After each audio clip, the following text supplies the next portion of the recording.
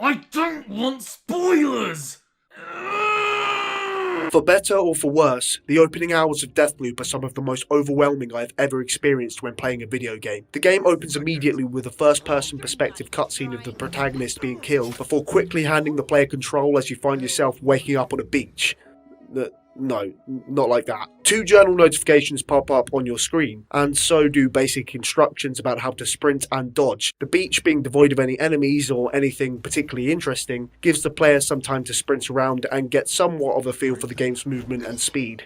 A poster on the wall shows postcards attached to a map interlinked with red string. In the next hour or two of gameplay, the player will be introduced to a hacking device that also acts as a radio, melee combat, strange white writing on the walls, stealth execution mechanics, a mechanic for tagging enemy locations, the central time loop mechanism, the reprised death system, an item loot system, custom loadouts, menus to track weapon leads, visionary leads, and documented clues, a quest to kill game's 7 mini-bosses, and finally the game's antagonist, rival assassin, Juliana.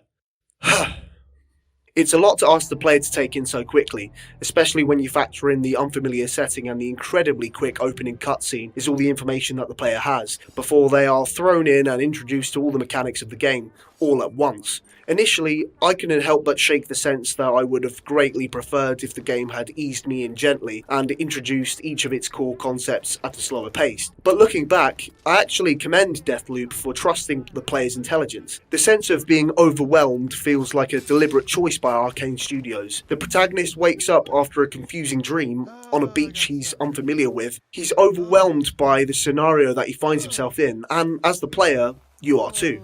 Pop-up tutorial windows that wrangle control away from the player to make you read text and watch a video is practically the least elegant method a game could ever teach the player how to play, but ultimately does have benefits when it comes to replayability and pacing. Players familiar with many first-person action games don't need lengthy tutorials on how to throw a grenade or how to crouch, and players replaying the game can blast through this opening section, dismissing the text boxes as soon as they appear.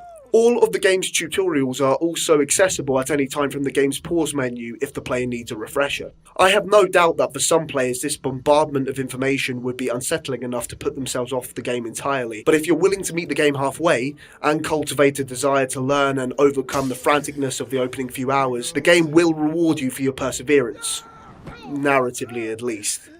Giving the player all of the questions up front, but none of the answers just yet, is a motive that Deathloop attempts to run throughout its 16-hour campaign. Deathloop arranges its map across 4 different time periods, with the player being able to jump into them once each time period, before resetting the day and starting again. The maps aren't particularly large, but subtle changes to each time period, plus an extremely commendable commitment to detail, believability, and traversal routes, help the game to squeeze out a surprising amount of content from just 4 maps. Each loop acts as another chance to pick up clues and learn how all of the pieces will eventually fit together to set up the perfect loop, and kill all visionaries in a single run.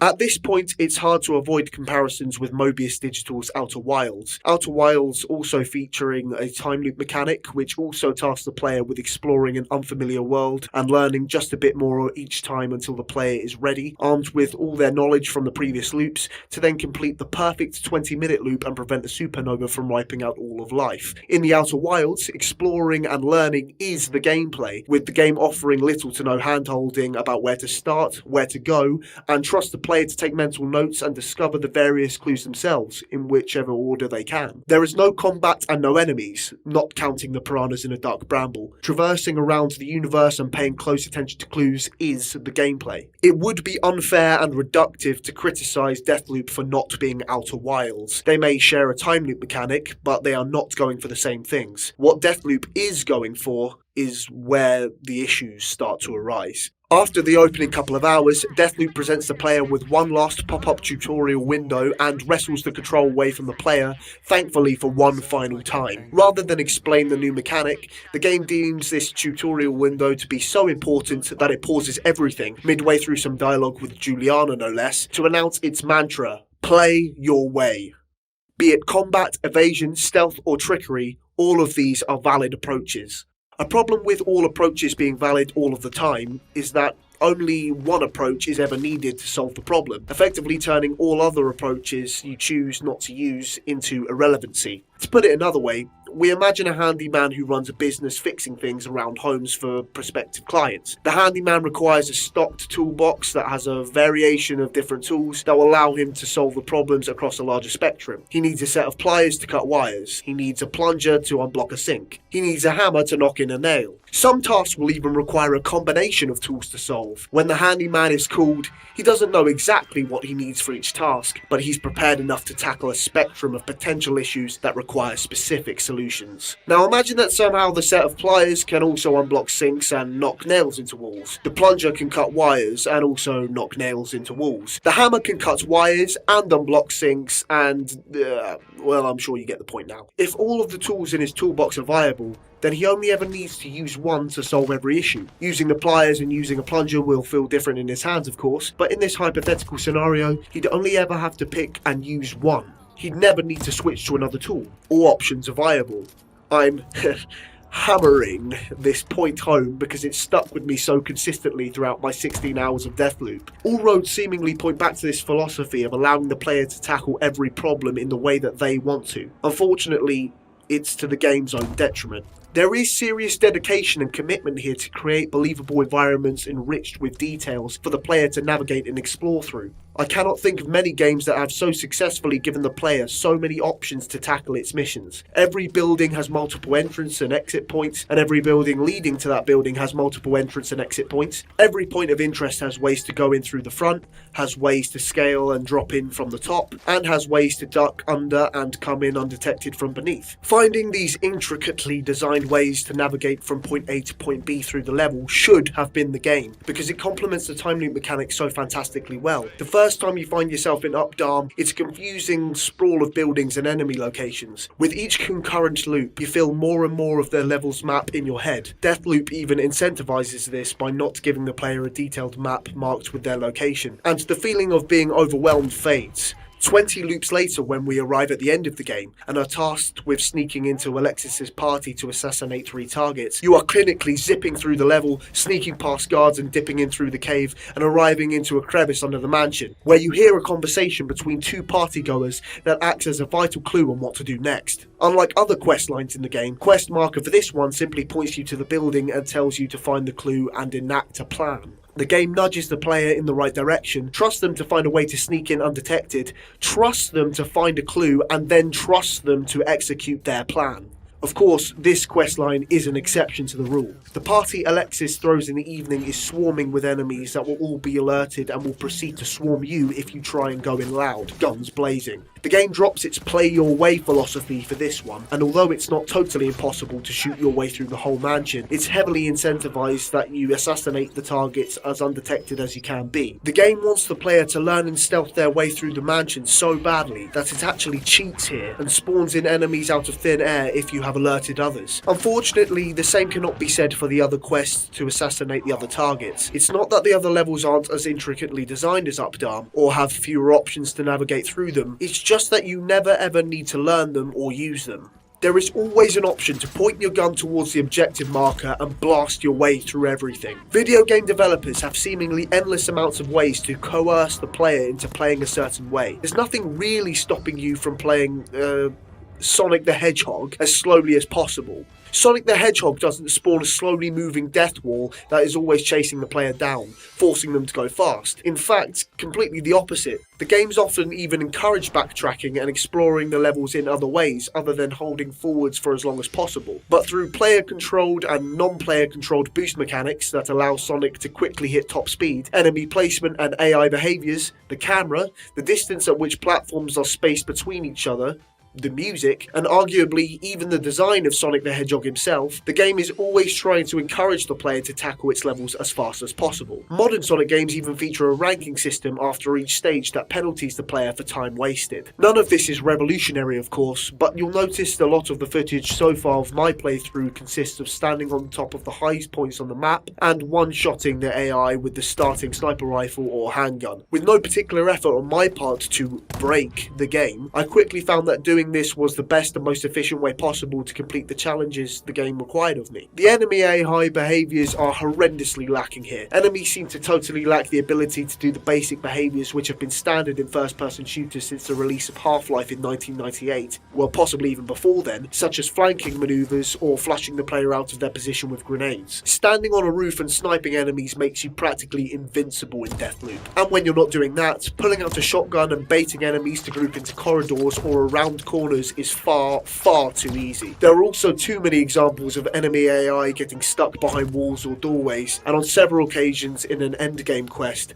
bugging out entirely. By the time the primitive nature of the AI had become unavoidably obvious, the veil of the game's slick style and level design had been aggressively ripped off. Mission after mission, loop after loop, became a repetitive task of finding the high ground, killing all enemies in the entire map, and then hopping down to look around and find clues needed to progress. Walking around empty maps, I then stumbled across neat ways Arcane Studios designed two buildings to be linked by an underground passage or a pathway through a tunnel that I didn't initially see. All things I would never be required to make use of. One may argue that this boring style of play is a problem with me and my mindset, not with the game. I will only speak for myself in this instance and say that I don't play video games to entertain myself. I play them to be entertained. If a game tasks me with an objective, and without much thinking I discover a strategy to complete that objective in a consistently effective way, then the question becomes, what is the game doing to convince me to stop doing this? Every single enemy in the game, including the 7 visionary mini-bosses, all go down with one bullet to the head from the starting rifle or the handgun. There are no enemies that are weaker to certain approaches than others. Imagine a set of larger enemies with Gatling guns that are deployed as security guards to high-profile places within Deathloop's world. These enemies could have been wearing large sets of armour that makes them hard to take down,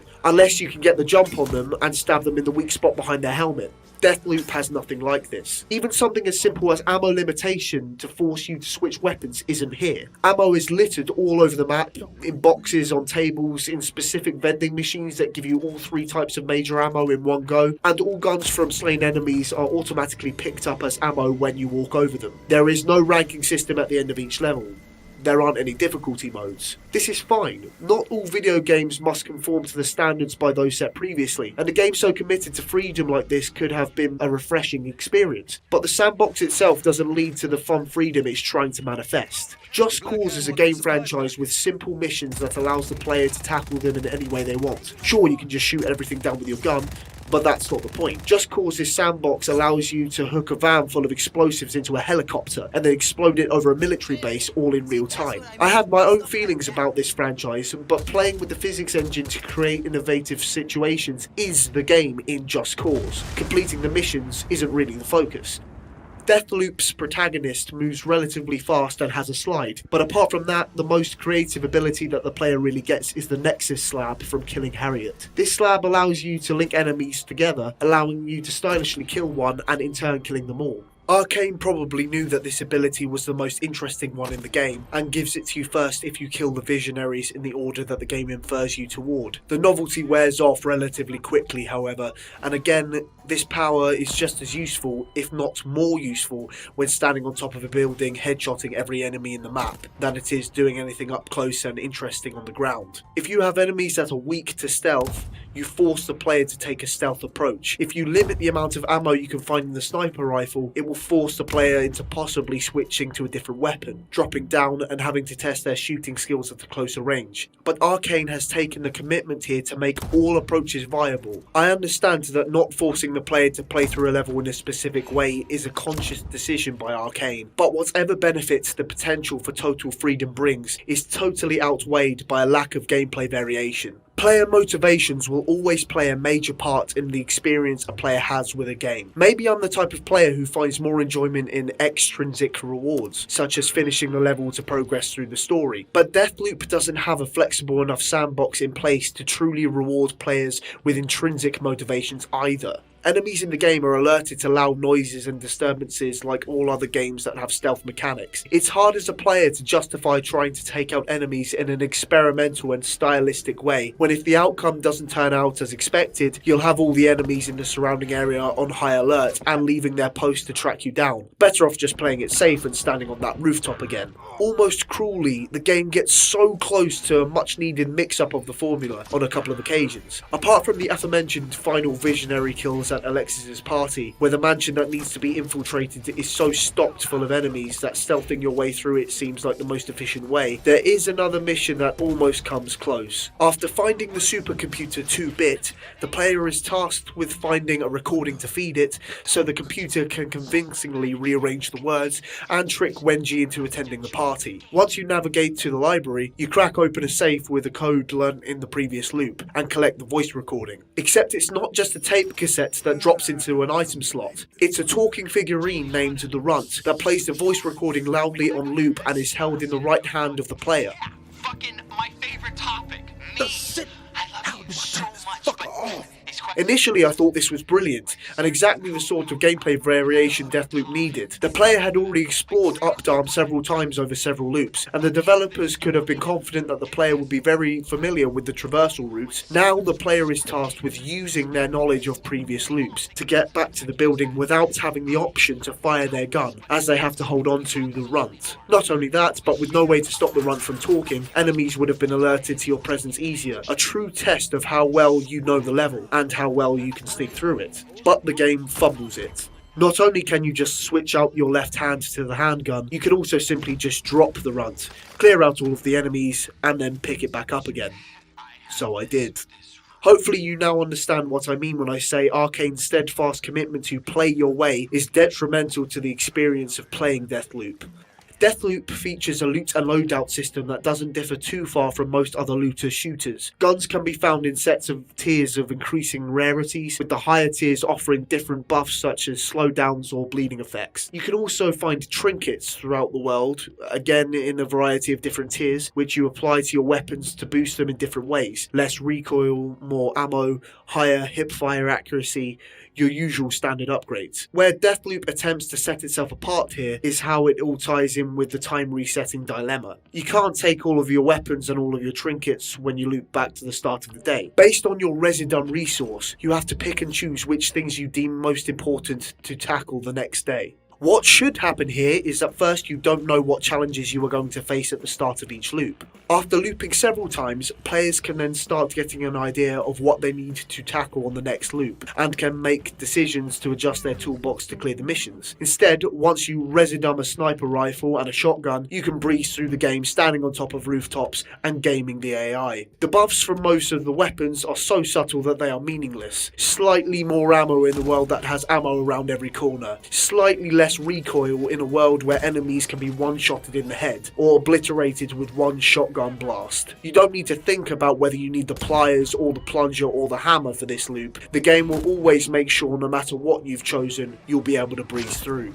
The game is full of bottles to break so you can distract guards. You can use the hacking tool to make phone boxes ring to cause a distraction. You can also hack an enemy radio so that if you are spotted, it will take longer for them to sound the alarm. Enemies will stand around and converse with each other, and if you are patient, you can not only listen into their conversation and possibly pick up on clues, but once they're finished, they will disperse so they are no longer grouped. Enemies will also behave differently to changes in the world through each time period, such as all enemies looking over the bay in Updarm to watch Frank's fireworks. You can lay mines and bait enemies into them. You can litter the floor with candy and enemies will slip on them if they run over it. There's a whole set of arsenal quests which, once completed, rewards you with special weapons, such as a scoped sniper rifle or akimbo pistols. You never have to worry about any of these options. Throughout my whole playthrough, I never completed a single arsenal quest.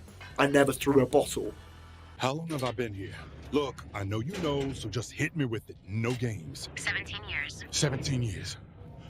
Okay. The first time. Wait, what? Juliana converses with you over the radio as you exit the tunnels at the beginning of each stage. These conversations are mostly well written and consist of two assassins taunting each other about which one of them will stop the other. They veer dangerously close to the Marvel movie school of exchanging quippy and cool one-liners back and forth, but considering the interactions are mostly brief, they act as a nice introduction to each stage. I never had a dialogue repeat on me, and it was nice hearing Juliana react to finding your footing in the world, and become more exacerbated as you progress closer and closer to the goal of ending the loop. As a consequence of trying to fit too much into too little time, the pacing of these conversations feel unnatural at times. There's not enough room here for the back and forth to breathe. It's as if both of these characters have rehearsed their lines for hours on end in the shower, waiting for the very second the preceding line finishes as a cue to say their own. Luckily, the voice acting is stellar here, and Jason Kelly does an especially good job of voicing Colt's frustrations and mannerisms without coming across as annoying.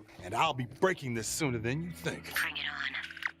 The late game twist that Juliana is actually Colt's daughter falls very flat. The well-established dynamic between the characters is recontextualized, but not in a satisfying way. Juliana's showboating and taunting of Colt feels odd when you discover that she knows from the beginning that she's Colt's daughter, as she doesn't suffer from the amnesia like he does. It makes Juliana seem less like a capable, badass assassin, and more like a cruel and vindictive person who would willingly taunt her own father, and put him through the ringer each time. Maybe I'm overthinking it, but it's one thing to find enjoyment in relentlessly murdering someone over and over, knowing you are stuck in a time loop, and another when that person is your own father. There is also a line that is said directly after this reveal, where Juliana implies that she knows her father is sexually attracted to her, Because you thought we were gonna... Yeah, I mean, no. and it breaks all believability that she would ever bring that up. I understand that it's played for laughs, but I think the game could have done without this twist. It feels like it's only in here as a token third act narrative beat. Now that we've discussed Juliana, it's time to discuss the Invade System. The first time I was invaded by an enemy player was during one of my early visits to the complex. Being early on in Deathloop, I was relatively unfamiliar with the map, and I was progressing through the opening section when up pops the notification of a Juliana invade. Juliana's on the hunt. I was then promptly killed 3 times in a row by an enemy that I never even saw. I will play the footage again, and you can tell me if you can spot the invading Juliana that kills me.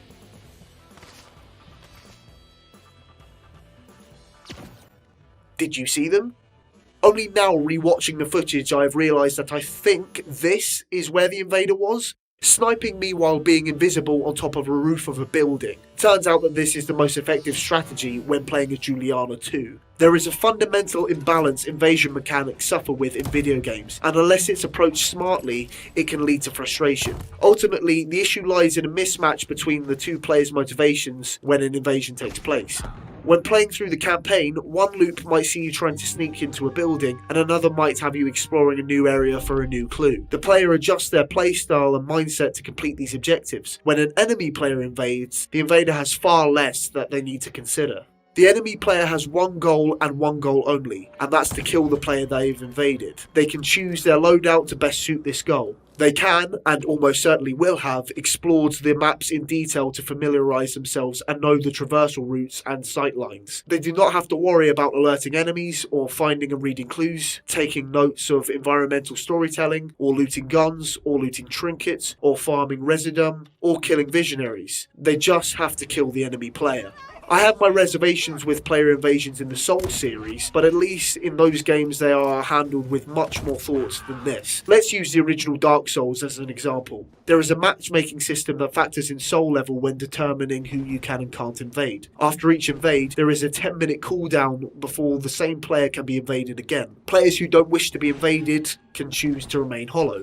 This gives the player freedom to choose specifically when they are open to invasions without having to back out of the game or change a setting in the menu. For example, players have the flexibility to explore an area in Lordran fully hollowed before then choosing to spend humanity to turn into human form when they are ready to be engaged in an online PvP. This helps avoid some pitfalls regarding the clashing playstyles and mindsets I was mentioning earlier. You can run around Lordran with an armor set and weapon of your choosing, and then you can choose to switch out to a different build and reverse your hollowing system when you're comfortable to be invaded. Once again, all without quitting the game or altering a single setting. My second time being invaded by a Juliana came during the trip to Fristad Rock. A rival player invaded at the moment the tunnel door opens to begin the level. After clearing out the initial enemies, I worked my way around to the right where I was presented with an open crevice featuring more enemies, laser traps and landmines. A landmine I didn't notice on the floor took half of my health before my opponent appeared and two-shotted me with a shotgun. Engaging with them again, I now had to be cautious of the environment, the landmines on the ground, the laser traps between the truck and the cliff wall, another enemy AI in the area I hadn't killed yet that would definitely be alerted by the preceding gunfight, Juliana's possible positioning, and Juliana's slab abilities. You see, when playing as Juliana, just like you can when you're playing through the campaign as Cult, you can equip slabs which grant abilities.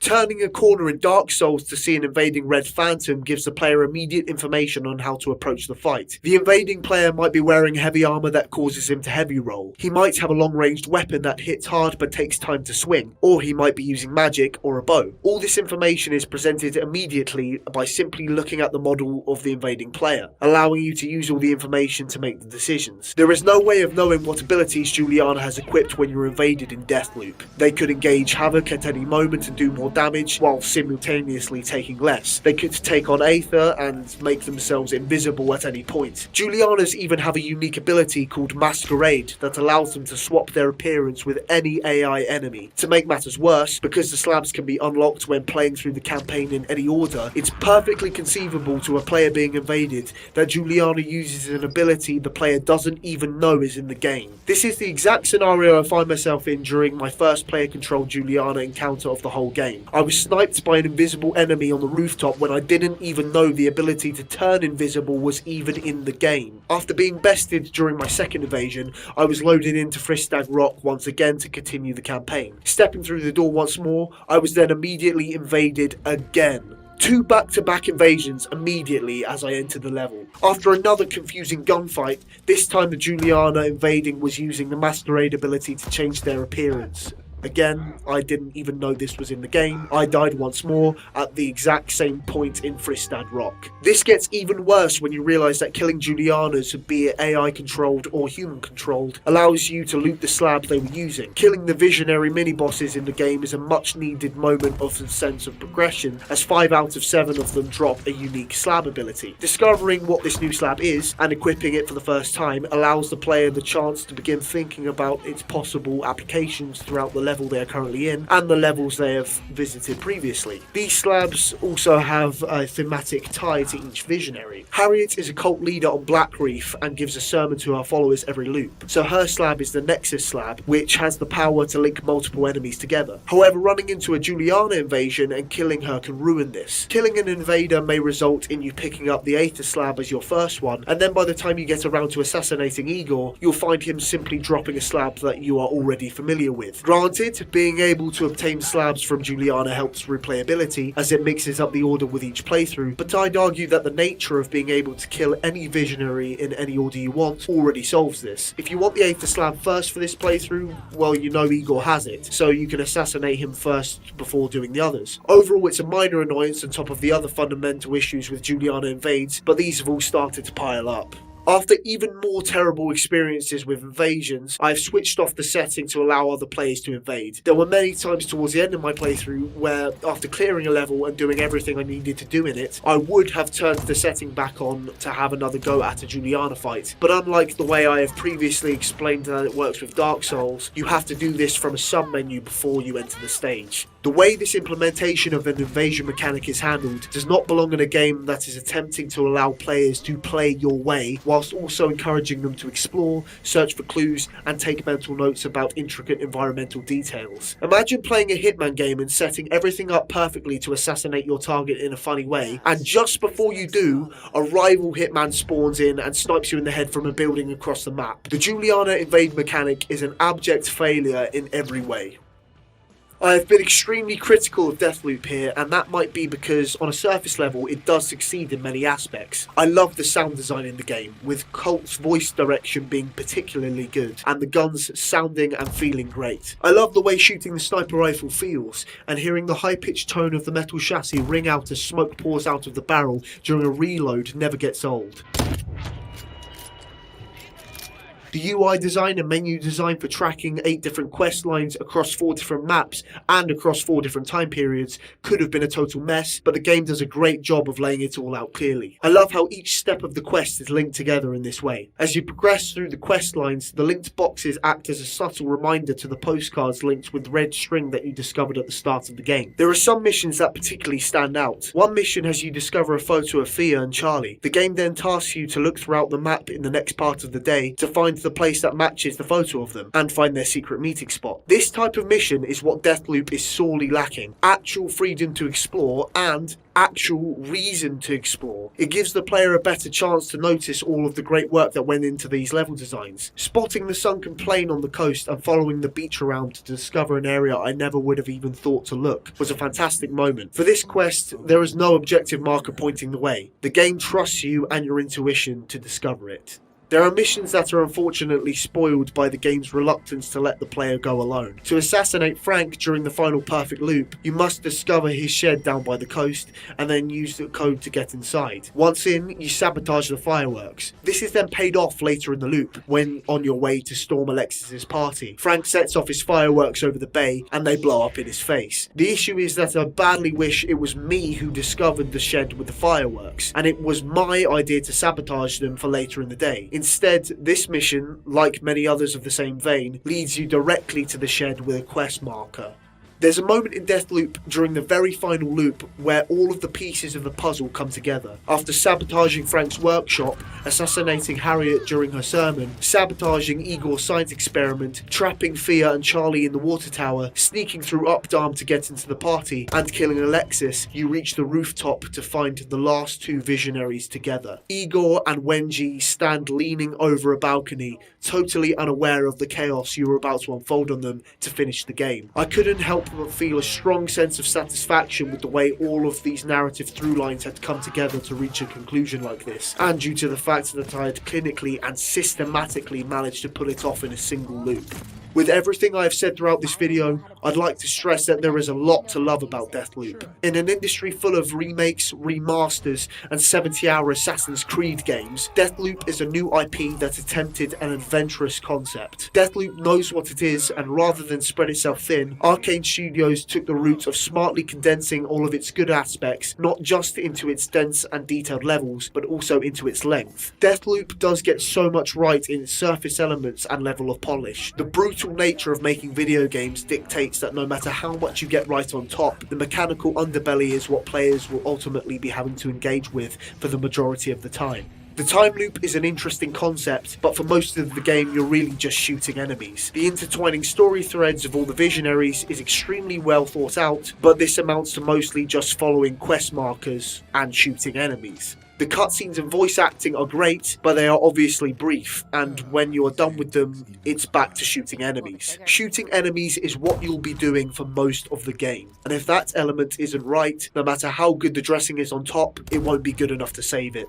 Going back to play your way, I wonder if Deathloop even needed to have such a focus on gunplay anyway. Imagining Deathloop as a purely stealth experience makes a lot of sense. I've already made comparisons to the Hitman franchise in this video, and for good reason. The game is marketed as a game where you play as an assassin, not an heroic power fantasy where you mow everyone down with a shotgun. All the visionaries in the game have an option to kill them completely undetected, some of them even without even having to fire a bullet. Being encouraged to take your time and to work your way through levels without being spotted would have forced players to find all the nooks, crannies and secret passages Deathloop has to offer. It would have brought all the hard work that had clearly gone into the detail and believability of the world's design to become front and centre. There is an option to play Deathloop in a totally stealthy way of course, but the gameplay isn't finely tuned around it. Stealthing in first person can have its awkward moments, as there is no way to hide around a corner and then swing the camera around to get a better view of enemy locations. Moving from point A to point B also requires you to look look in that direction if you want to see where you're going. This prevents you from taking action such as moving from cover to cover, whilst simultaneously keeping an eye on enemy patrol routes. Deathloop gets around all of these issues by simply having stupid AI awareness levels with incredibly limited vision cones, trivializing the whole process.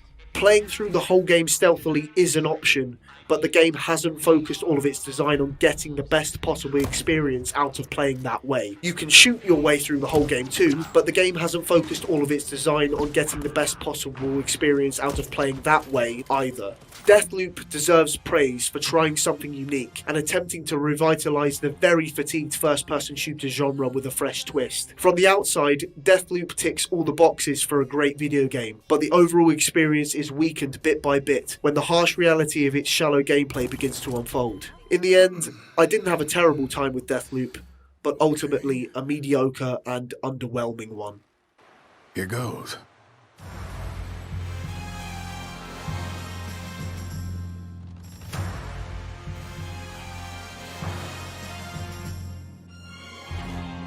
Toxic illusion.